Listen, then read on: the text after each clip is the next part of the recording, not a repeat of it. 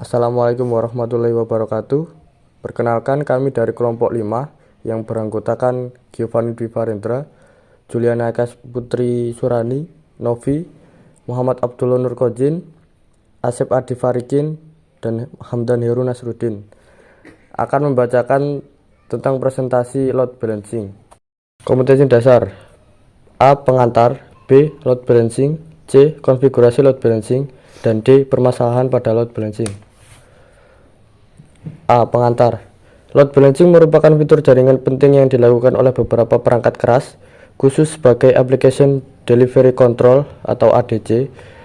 Perangkat load balancing ini mendistribusikan sejumlah besar lalu lintas masuk di antara kelompok server backend yang menghosting konten aplikasi yang sama.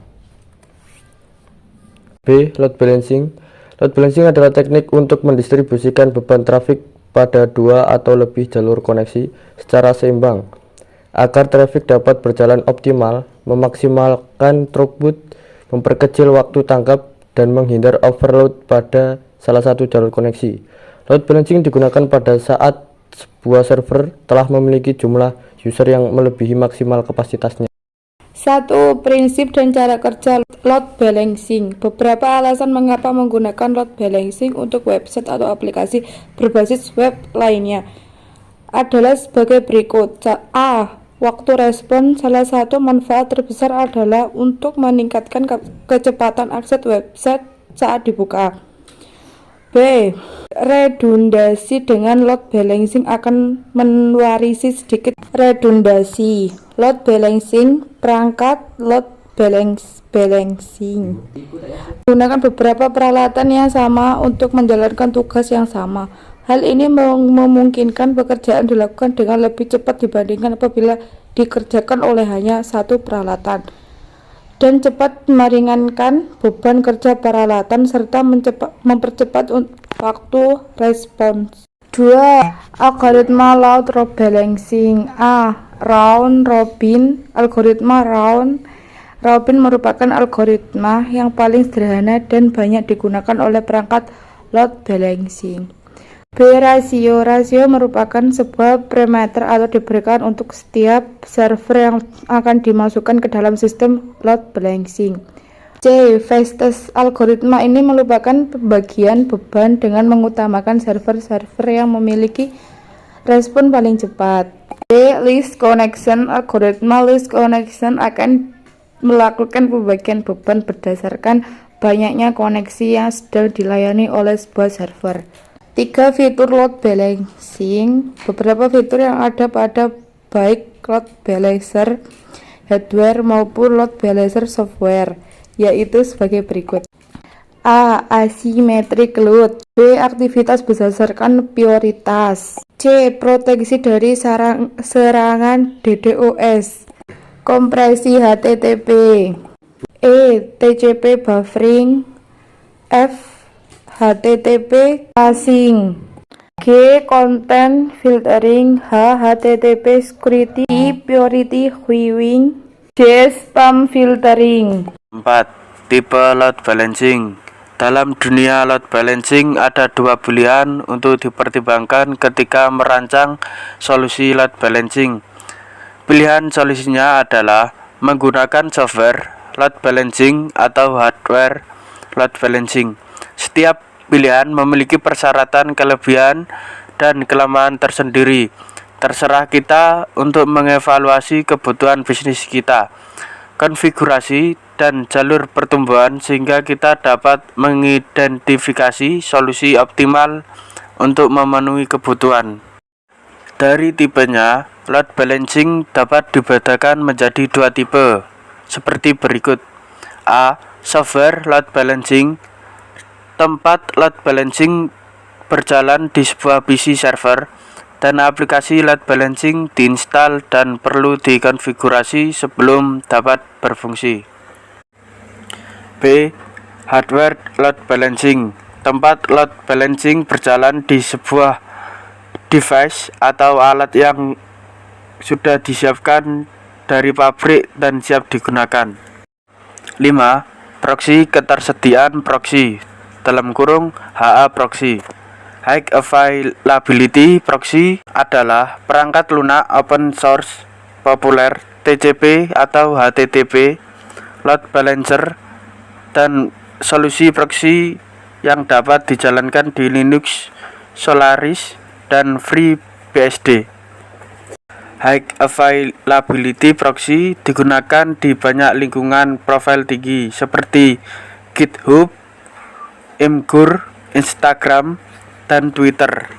C. Konfigurasi load balancing. 1. Load balancing web server.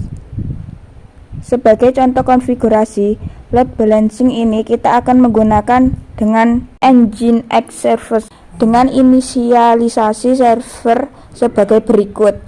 Kita juga menggunakan backend Nginx, walaupun bisa saja kita menggunakan Apache atau web server lainnya. Namun untuk load balancer dalam contoh ini kita menggunakan Nginx.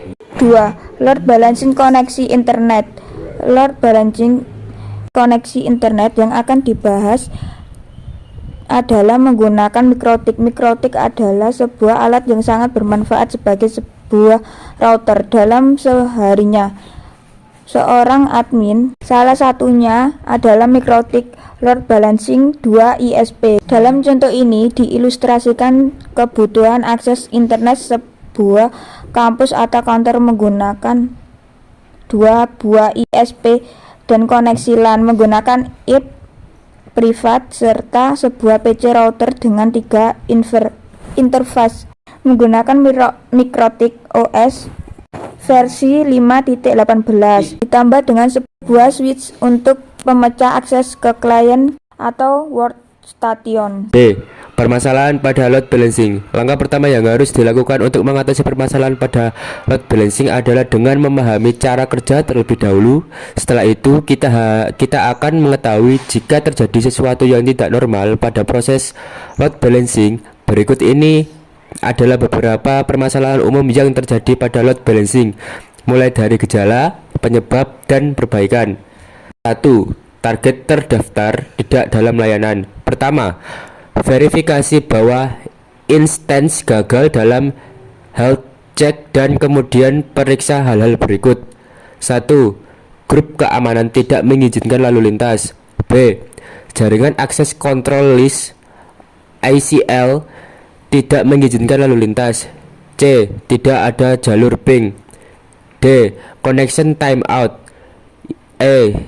Target tidak berhasil mengembalikan response code. 2. Klien tidak dapat terhubung ke load balancer yang menuju internet. A. Load balancer internet terhubung ke subnet pribadi. B.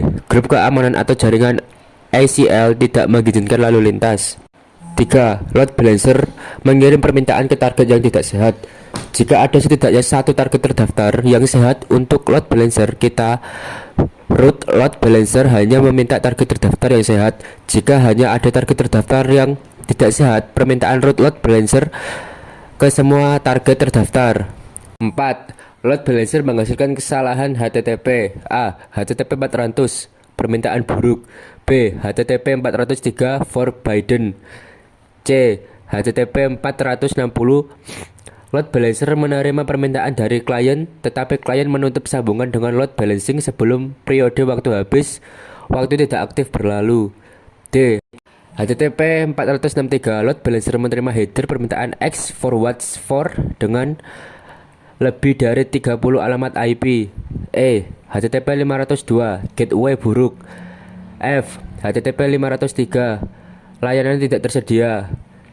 G. HTTP 404 waktu tunggu gateway. 5.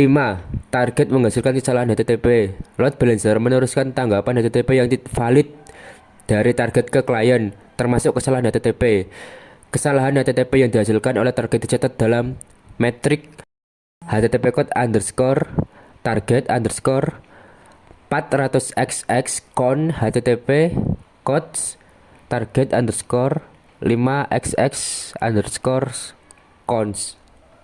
Sekian presentasi dari kami. Jika ada kesalahan kata, mohon maaf sebesar-besarnya. Wassalamualaikum warahmatullahi wabarakatuh.